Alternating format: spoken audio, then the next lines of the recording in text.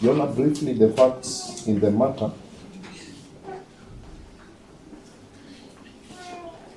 are that the IO is undertaking investigation into fraudulent social media groups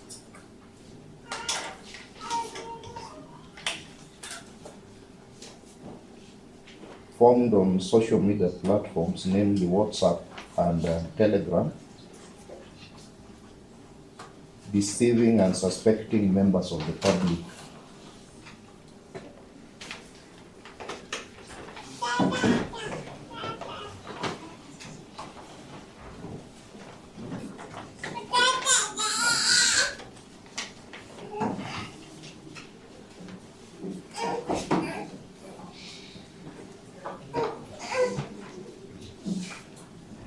Your Honor, the said groups are operated by individuals who purport to work with the Kenya National Examination Council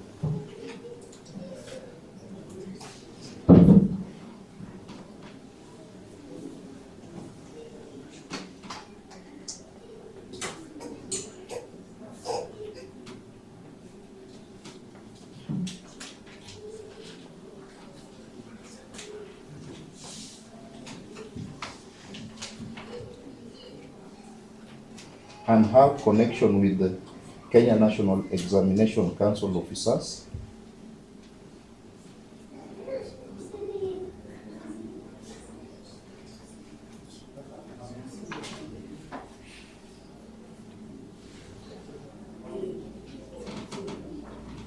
and that through the connection they are able to assist candidates to alter their results to higher grades.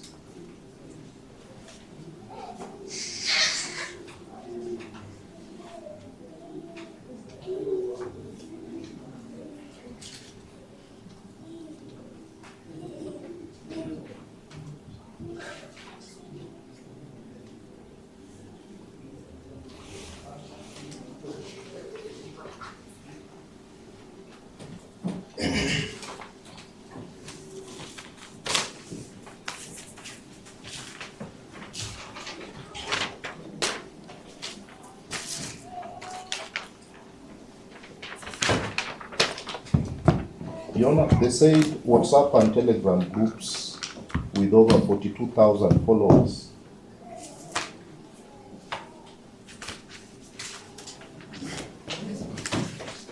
who believe that they can get assistance from individuals operating the said groups to achieve their desired grades.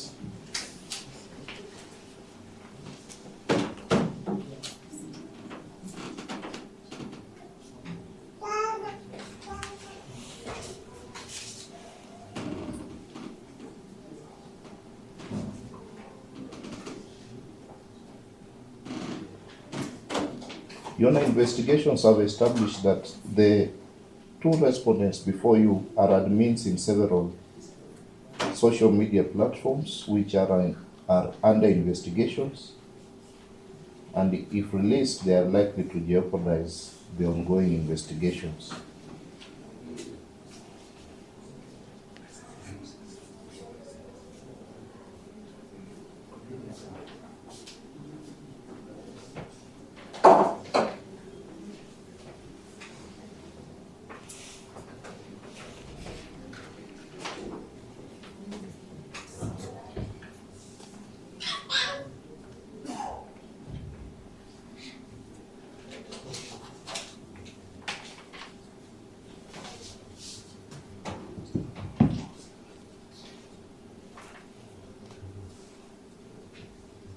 Your Honor, further, the investigation so far revealed that the two respondents are individuals operating the said groups and are soliciting money from unsuspecting members of the public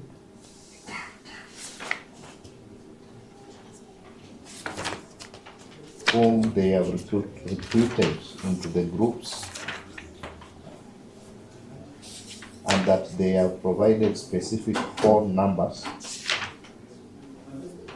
through which an amount of money should be sent before the grades are changed. Your Honor, the amount of money to be paid is determined by how high one's desired grade is.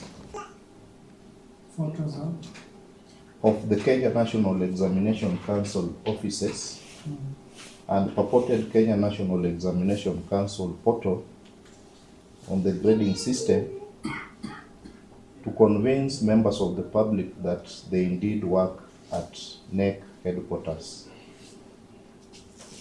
KNEC headquarters.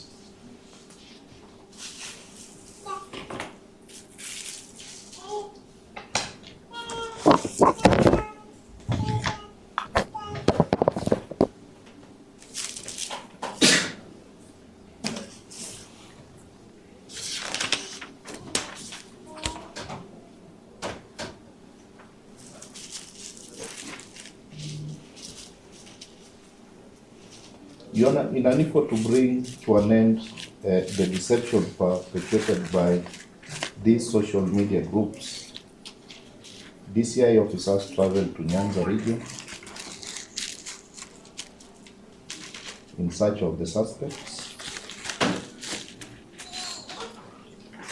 and they were able to apprehend the second respondent.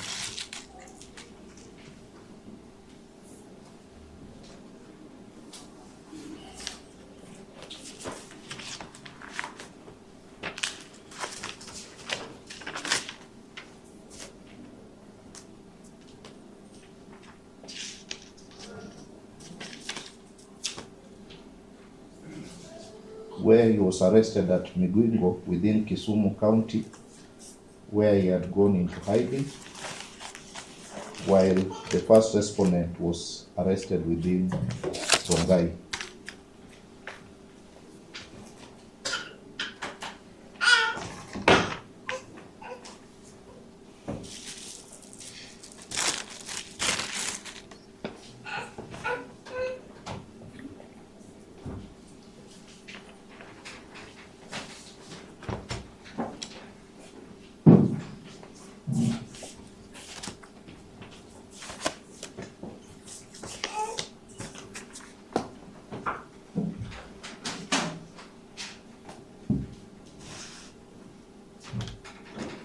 At the time of their arrest, the police managed to seize mobile phones from them, which were found having been logged into Telegram and WhatsApp groups that are under investigation.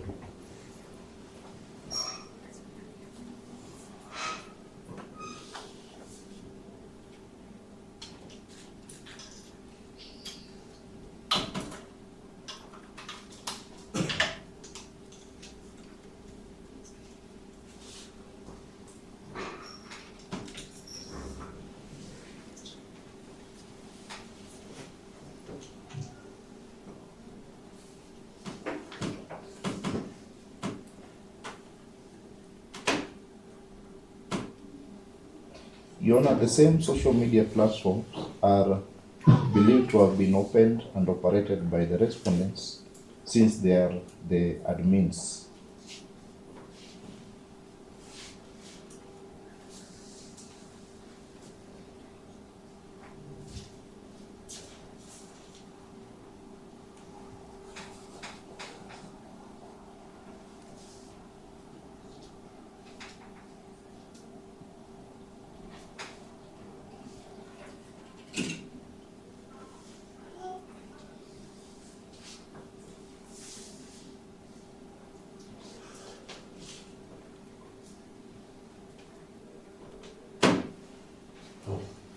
Your Honor, the handsets says are believed to operate the social media platforms perpetrating the crime since the year 2024 KCSE exams, and hence believed to contain large volumes of data.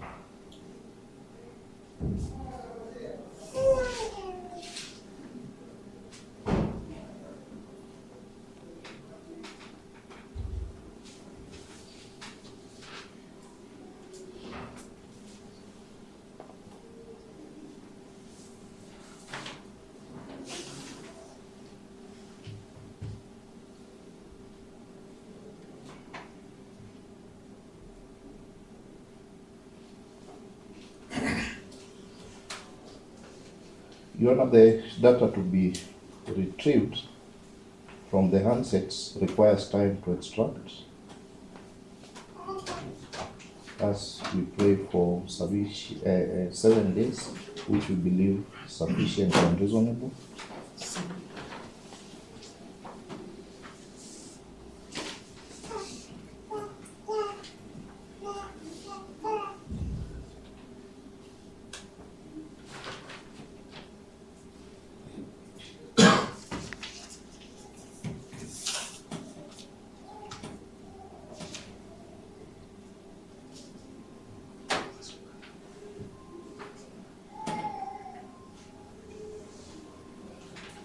Your Honor, this evidence is critical in preferring charges, and thus must be extracted before presenting the respondents before court for plea taking.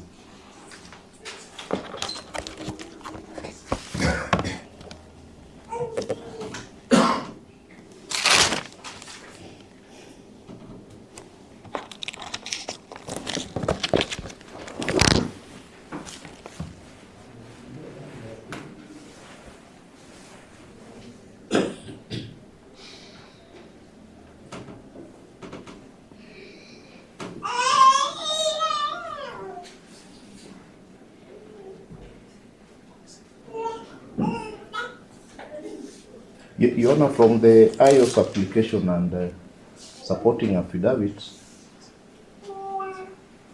the three main grounds that come out clearly are number one,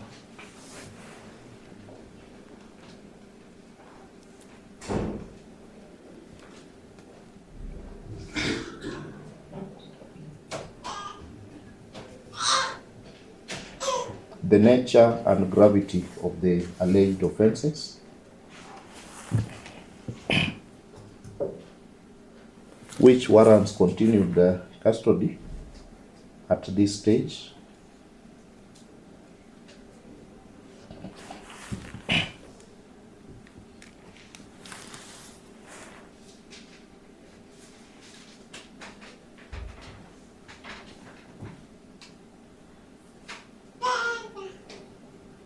Your Honor, the alleged offenses involve allegations of deliberate misrepresentation and financial inducement,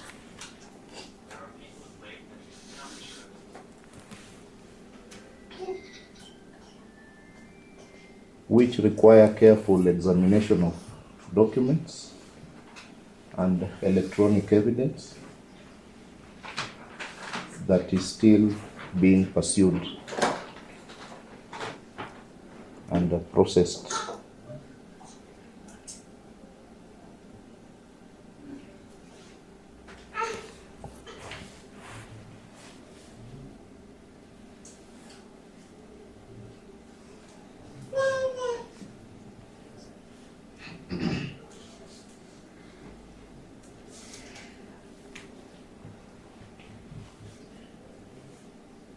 Your Honor, the prosecution assures the court that the request for 7 days is reasonable, proportionate, and time-bound.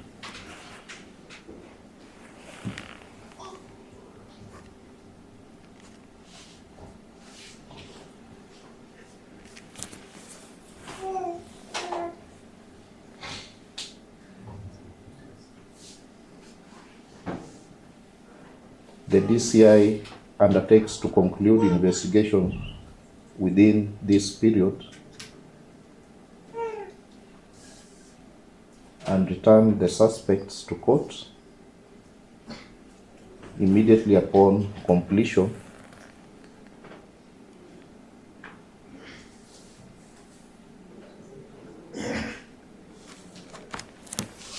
whether for charging or for any other appropriate order. The said application doesn't meet the threshold as stated pursuant to Article 49 1H of the 2020 Constitution, which requires, Your Honor, that pending any charge or trial, the accused is entitled to be released on cash bail unless there are compelling reasons. You know, I've looked at paragraph 1 up to paragraph 29 of the supporting affidavit sworn by one John Karuki. There's no single paragraph, Your Honor, that states or demonstrates compelling reasons. There's none whatsoever.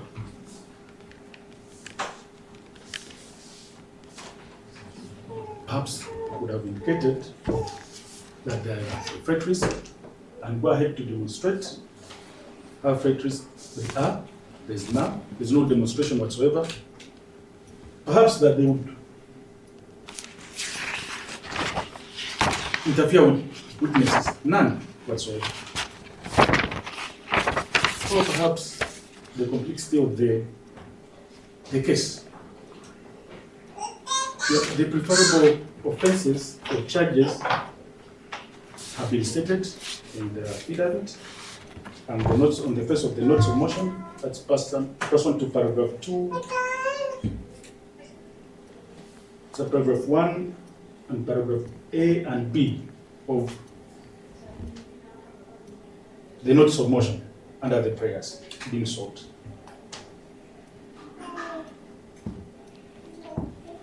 You know, the two offenses are a false publication and obtaining money by false pretenses. You know, these are felonies under the Penal Code and under the Computer Misuse and Cyber Crimes Act. You know, these are available offenses.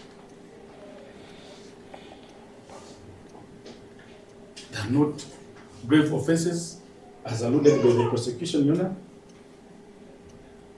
such as perhaps capital offenses, for example, murder or robbery with violence, and perhaps maybe treason, you know. These are bailable offenses.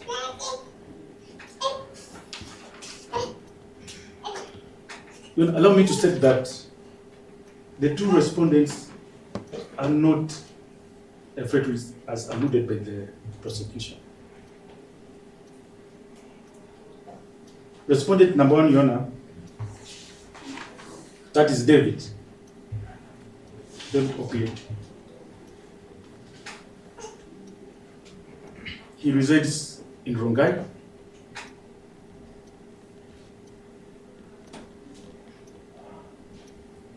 And indeed, Ayo does affirm in his supporting affidavit that he was arrested in Rongai. And upon his arrest,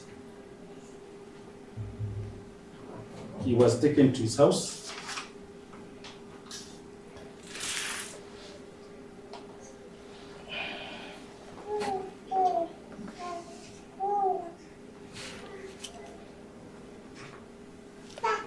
You know, where the two mobile phones, the numbers were earlier on mentioned. There's no need for me to repeat the same. Technical phone CM5 was picked from his house. His laptop HP Elec book was also picked from his house. And it's a lie now for the prosecution to state that they are a threat risk, and yet they know his place of abode. That is a total lie.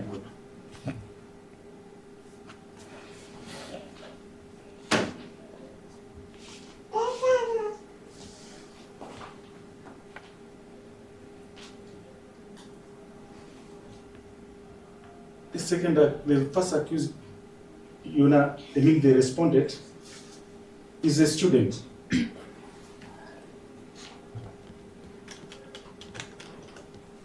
Is pursuing a diploma in primary education. at Tibian TTC in Rongai.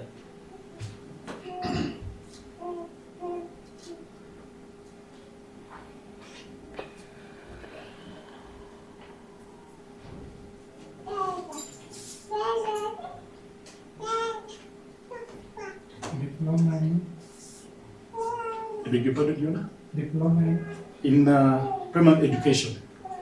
at Tibian, that is Tibian, TTC,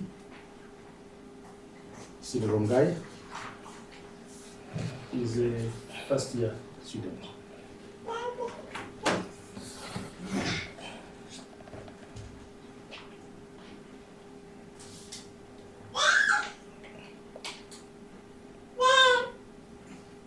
In fact, furthermore, he's even scheduled to attend a medical appointment with a doctor, a dentist, on Wednesday. You know, the second respondent, that is Albert Kerry. You know, it's not true, as alleged also by the prosecution, that he has no fixed place of abode and that he was arrested while on the run. That's completely not true.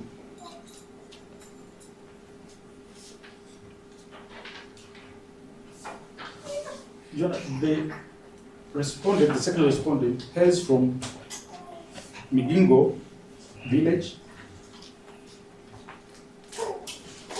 near Migingo Girls High School.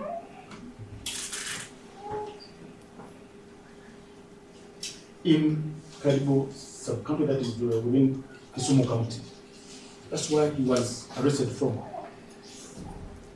And that is also equal confirmed by the good IO in his supporting affidavit. That is in paragraph 12 of the affidavit. Why would he then go ahead to lie that the respondent was on the run? That's not true.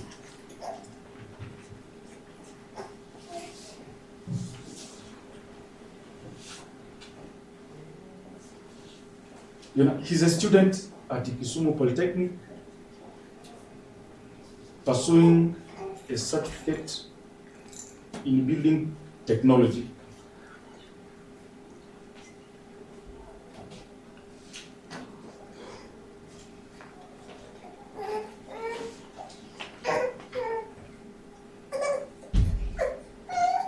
You know, purely their places of abode are known. These are Kenyans. They were not perhaps arrested at the border of Busia or Malaba or Namanga trying to leave this jurisdiction, or perhaps at JKIA, perhaps boarding a plane. You know, as such, they're not at threat risk. That allegation completely fails.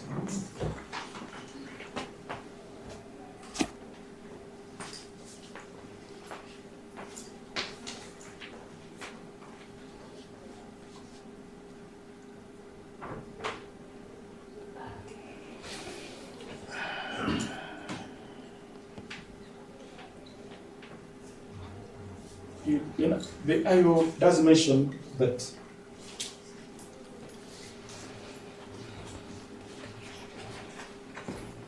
there are other groups or other people that they intend to zero on that are colluding with the respondents before court. Whether the two respondents are not controlling their movements, no, are they harboring them?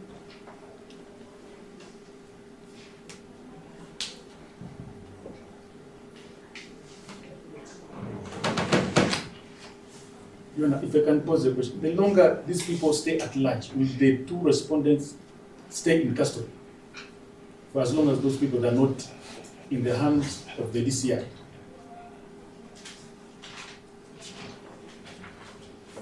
Well, this is not one of the compelling reasons as invested in the Article 491H. These are purely speculations, innuendos,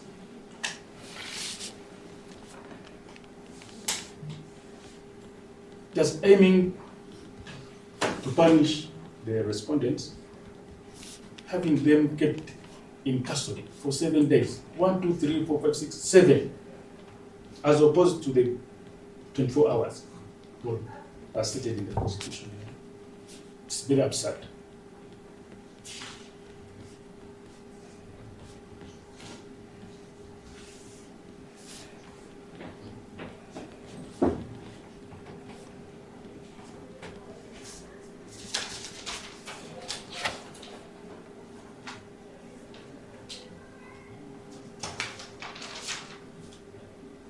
From the foregoing, Your Honor, I humbly pray that you dismiss this application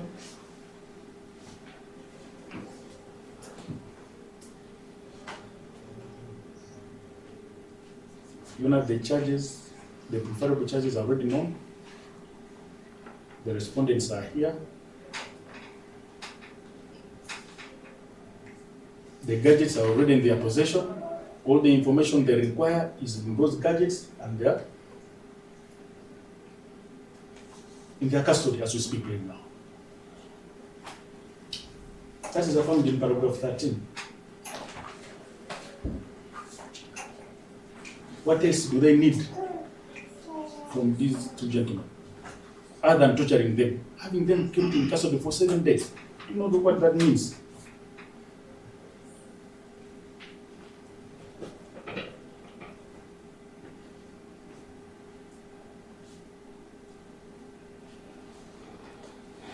We therefore pray, Your Honor, that you grant them lenient cash bail as you exercise your discretion. Perhaps we'll be very glad as you exercise your discretion and your generosity if you could grant us cash bail of perhaps 50,000 as they report to the DCI for any questioning or recording of a statement. You don't need to have these respondents or these young men detained just to record a mere statement. It takes only 1 hour.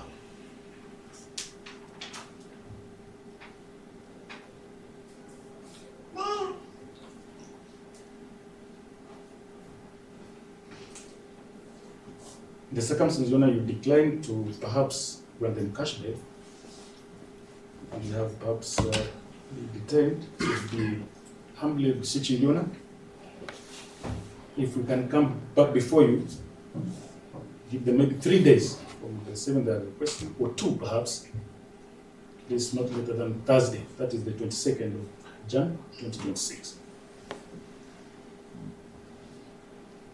That's their humble prayer.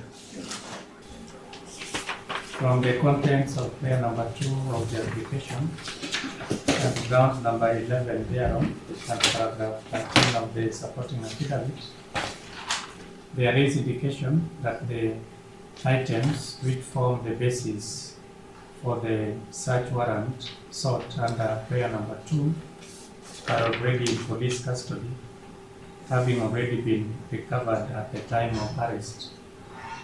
Having been so seized at the point of arrest, the investigating officer may proceed with forensic analysis and examination thereof with a view to identifying data relevant to these investigations and the extraction of the same. With regard to prayer number 1 for pre-charge detention for a period of 14 days sought in the application, the submission by the defense counsel for the respondents that the respondents were apprehended at their places of abode is not disputed. I do not see any compelling reason established in line with the provisions of Section 36A of the Criminal Procedure Code to warrant continued detention of the respondents, considering that the application does not disclose when the 2 respondents were arrested, and the allegation by the defense that they have been in police custody beyond the 24 hours period provided for by the Constitution is not disputed by the prosecution. Based on the material before this court, at this stage, granting the respondent's bail will not in any way jeopardize the ongoing investigations. Each of the two respondents is therefore granted cash bail of Ksh70,000 with one contact person each, on condition that they avail themselves to and cooperate with the investigators as and when required within normal official working hours. The matter we mentioned on the 2nd of February this year, and until the respondents post the bail, they will be held at Muthaiga Police Station. Thank you. Much obliged, man.